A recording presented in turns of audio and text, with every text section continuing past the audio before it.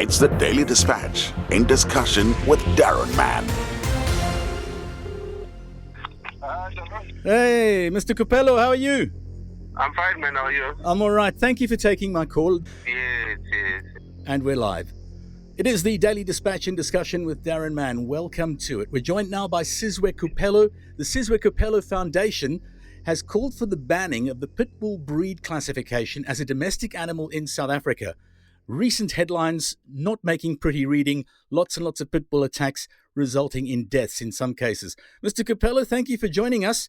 Your reaction to this is to call for a banning of the breed as a domestic animal.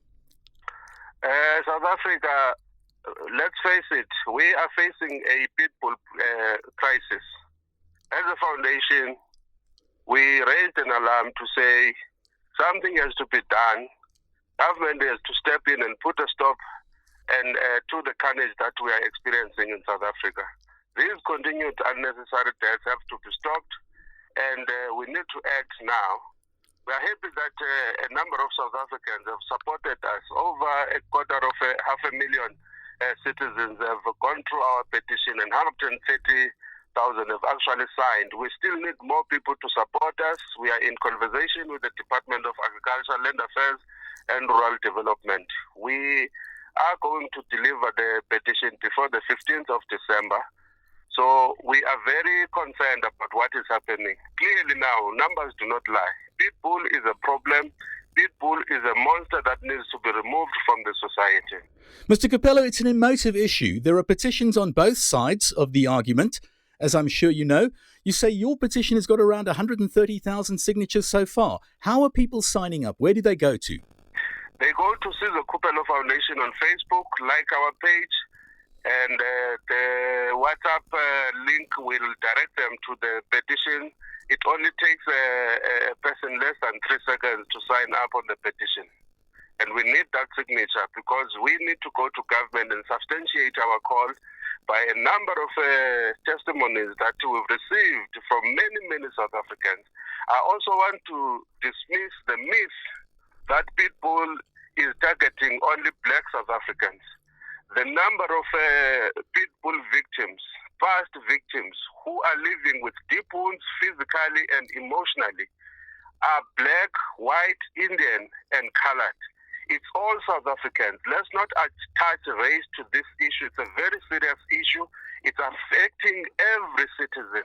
And we as a foundation are sitting with evidence which we are going to use to substantiate our call to government. We are happy that we already know that the department is already working on technicalities around the issue, though we're not sure if they're going to respond positively to our call. But we now know that there are activities at their level that are aimed at responding to what is happening in South Africa, because the carnage calls for action.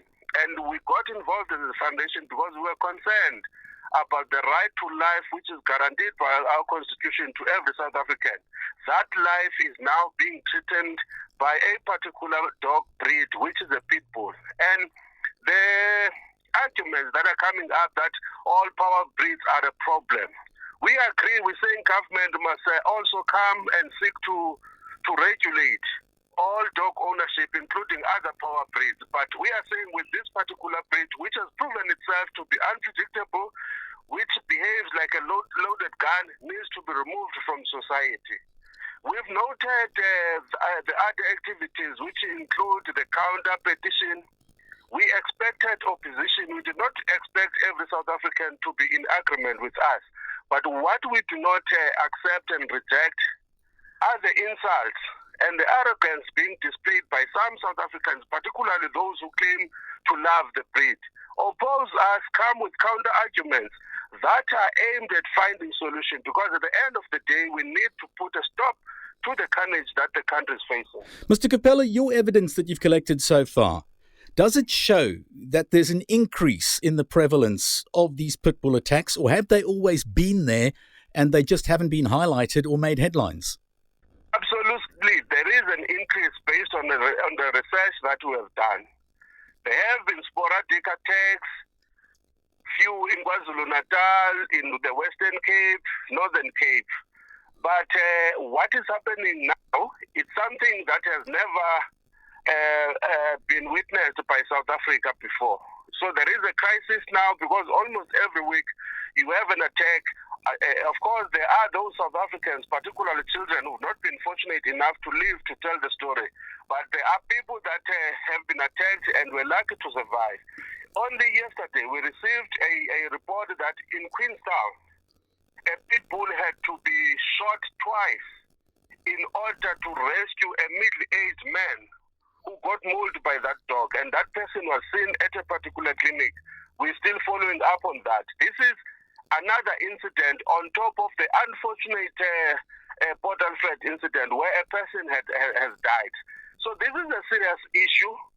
It's not about a dog anymore. It's about the lives of those who have been cut short by this dog. This dog is behaving just like a lion. It is a wild animal as far as the foundation is concerned.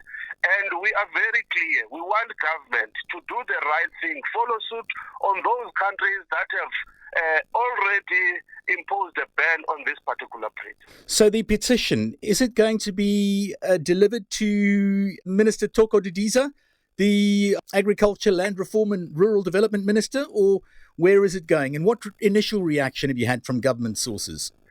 Yes, it's going to be delivered and received by the minister. We are already in conversation with her office. We now know that we are going to be given a date before the 15th of December, and we're going to go to Pretoria to present the petition. And we're not just going to give government a petition.